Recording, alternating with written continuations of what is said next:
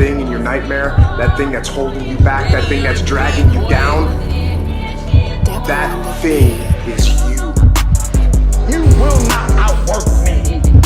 And the whole gig is just a giant hustle. That's all it is. Life is just a hustle. That's all life is. One giant hustle.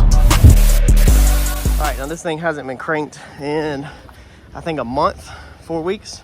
It's been a minute since we've had it. Let's see how good she cranks. So we left the power on. Let's see here.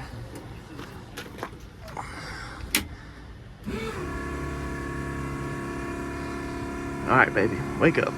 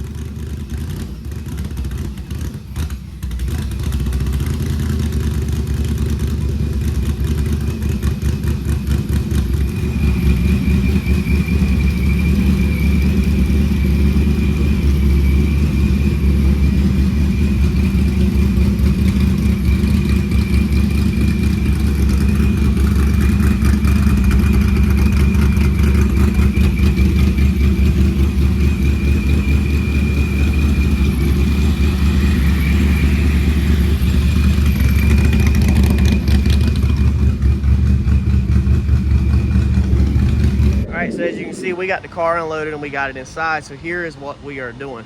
We are sticking our weight in the back of this car that we built in the other video. Now, if you didn't check out the other video, go check out the video on how to build the weight, because that's pretty much gonna cover that for you. All right, so here's what we have to do. I just pulled the fire bottle out and unhooked that. So the fire bottle sits here. We have to get these mounts in here, okay, to mount them in this car.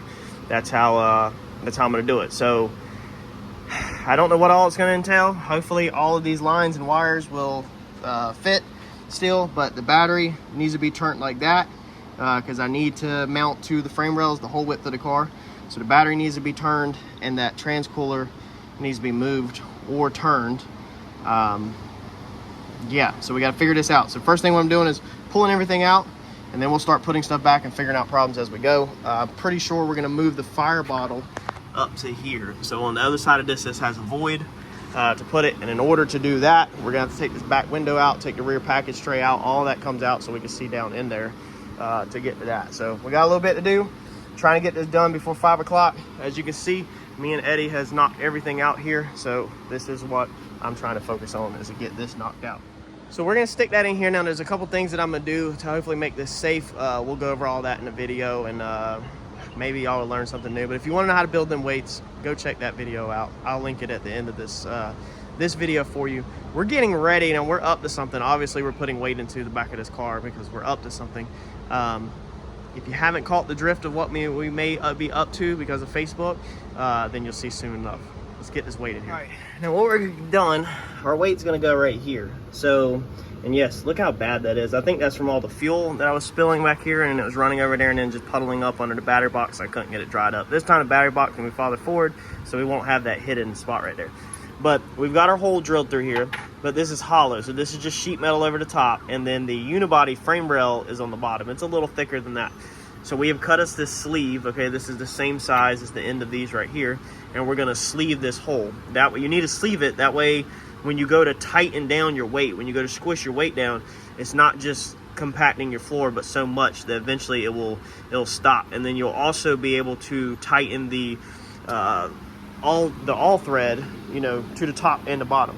So this is gonna be like, let's say right here, so you're gonna have all thread hanging under the car, and you're gonna have all thread up above the car.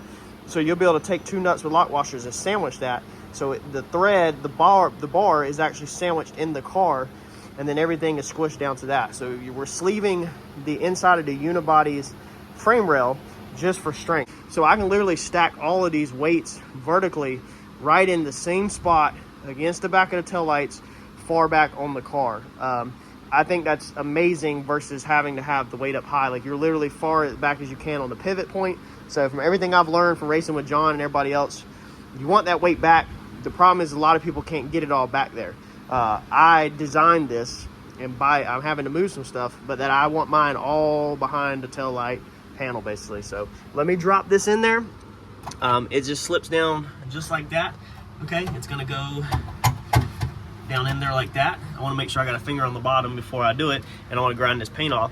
And then we are going to put a couple welds around that, and that should give that rod a nice strong sturdy sleeve to go through, that it won't move on us at all. All right, so there is our sleeve welded up.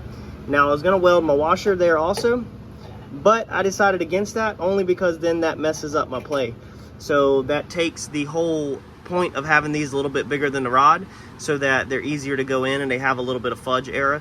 That kind of literally puts it back to precise. So you're taking a big hole and putting it back little. So I'm not gonna do that. We'll just have the washer sitting on there first, you know, and then we will sit the plates on there. But that should be solid. That's sleeved all the way through the body. We're gonna go to the bottom side now, grind the paint off, weld around it the same way, put our through rod on this side, and then go over there and mark where that hole's at and repeat the same on that side. So here's what we got. There is our weight put in the trunk. So it's in there. I think the rods need to be fudged a little. Tongue-tied.